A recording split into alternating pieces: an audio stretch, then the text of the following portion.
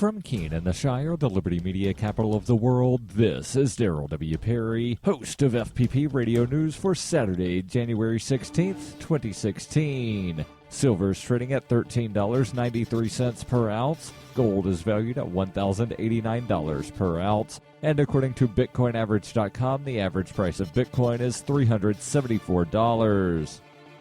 Antiwar.com reports at least 20 people were reported killed on Friday evening and 15 others wounded when attackers launched a pair of bombs against the Splendid Hotel in Ouagadougou, Burkina Faso, forcing their way into the hotel and engaging in a protracted gunfire with security forces. Al-Qaeda in the Islamic Maghreb, an Al-Qaeda affiliate based in northwestern Africa, has claimed credit for the attack, which appears to have been related to the use of the hotel by French troops involved in anti-Islamic operations in the region. Witnesses said the attackers wore turbans and were light-skinned, and they appeared to be speaking a language not native to the country, a former French colony. Most of the power base for al-Qaeda in the Islamic Maghreb is centered around Algeria and Mauritania. So far, the casualties have not been identified by nationality, but the speculation, as with such attacks, is that they aim to kill foreign diplomats and tourists. The Burkinan government downplayed the situation, saying the security forces would quickly regain control of the situation.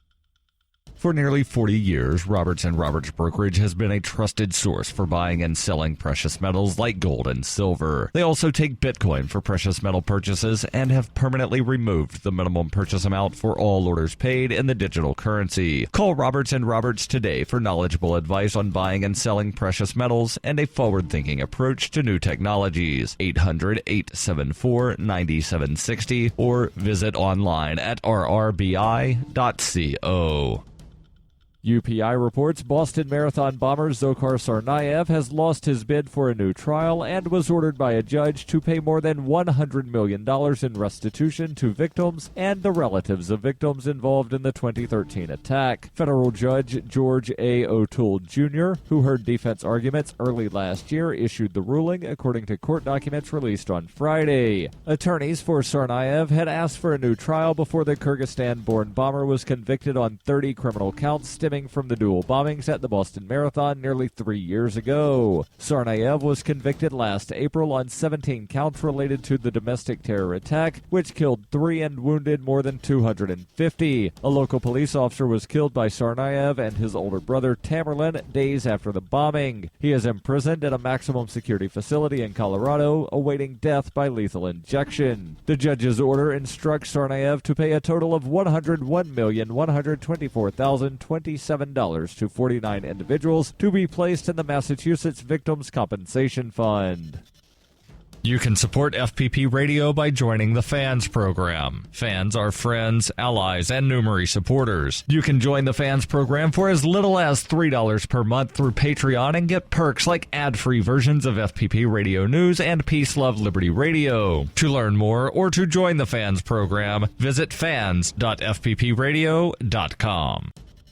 Reuters reports the U.S. Supreme Court on Friday took no immediate action on whether it will hear President Barack Obama's bid to revive his plan to shield more than 4 million immigrants from deportation, a move that bypassed the Republican-led Congress. The case was not on the list of new cases the court agreed on Friday to take up. The court could make an announcement next week on whether it will hear the immigration dispute. If the justices hear the case, it would become one of the centerpiece cases of its current term, which runs until June. Obama's 2014 executive action, taken after Congress failed to pass bipartisan immigration legislation, was blocked by lower courts after Texas and 25 other Republican-governed states sued to stop it, contending Obama had exceeded his presidential powers under the U.S. Constitution. The Supreme Court judges must decide whether to take up the administration's appeal of a November ruling by the New Orleans-based Fifth Circuit Court of Appeals that upheld a February 2015 decision to halt Obama's actions. Obama's executive order lifting the threat of deportation against more than 4 million undocumented immigrants was directed at people with no criminal record whose children are U.S. citizens. Those eligible would be able to work legally and receive some federal benefits. Should the Supreme Court opt to not hear the case, Obama's program would be effectively dead at the end of his term in January 2017.